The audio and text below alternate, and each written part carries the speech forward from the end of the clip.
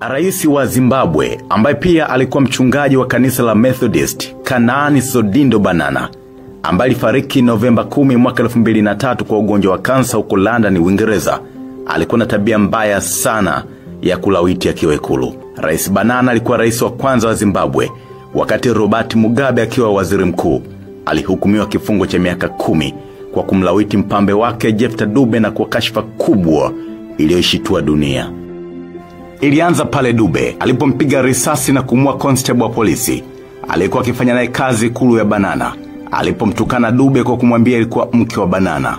Wakati akiwa kortini kuhusiana na mauaji hayo, Dube ndipo alipotoa siri hiyo kwamba ni kweli Rais Banana alikuwa akimlawiti yeye na watu wengine kwa kutumia vitisho vya cheo chake cha urais, na kwamba pamoja na kuripoti jambo hilo kwa wakubwa mbalimbali, walishindwa au kuogopa kumchukulia hatua za kiuongozi.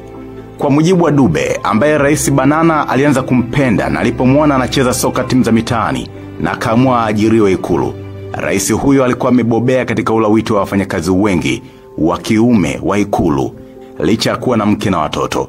Hata hivyo, kesi ya Dube ndiyo iliyomtia hatiani Banana. Dube alisema mahakamani kwamba alikataa mara nyingi kufanya mchezo huo, na Rais Banana alipoitwa faraga Ikulu licha vitisho hadi alipomchanganyia madawa kwenye soda na kumlawiti kwa mara ya kwanza. Tangu hapo vitisho vya Rais Banana vikazidi, ikiwa ni pamoja na Dube kufungiwa nyumbani kwake, kuachwa katika safari za nchi za nje na kutishiwa kufukuzwa kazi. Mambo alimfanya Dube akubali kuendelea kufanya kitendo hicho hadi alipozomewa na constable huyo wa polisi aliyemuua.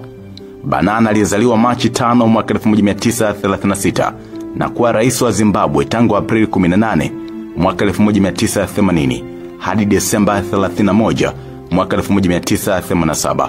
Akiwa pia msomi mkubwa sana, alishiriki pia kwa kiwango kikubwa kupigania uhuru wa Zimbabwe hadi alipokamatwa mwaka 1997 kutokana na makosa 11 ya tuhuma za ulawiti.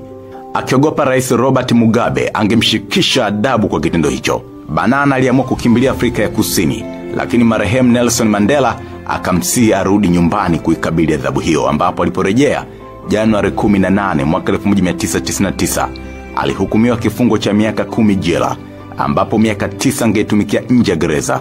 Pia mamlaka husika za kidini zilimvua uchungaji wake. Alikaa gerezani miezi 6 tu na kuachiliwa Januari mwaka 2001 na kisha kufariki dunia Novemba 10 mwaka 2003. Makala hii imeandaliwa na mwandishi mwandamizi Elvan Istanbul. Imedhaminiwa na Jafari Jihad Wind Machinery Company, ambao hawa ni wauzaji wa vifaa vya usalama aina zote, vifaa vya ujenzi, migodini, hospitalini pamoja na vya uokoaji kwenye majanga ya moto na maji. Wanapatikana Kariakoo na Masaki, au wasiliana nao kwa simu namba 0753 600 099 pamoja na Jambo Food Products, ambao nakwambia maisha hunoga hasa pale unapotumia kinywaji cha Jambo. Kata kiu yako na maji Jambo, ongeza nguvu mwilini kwa kunywa Jambo Energy. Sherehekea maisha yako na vinywaji kede vya Jambo.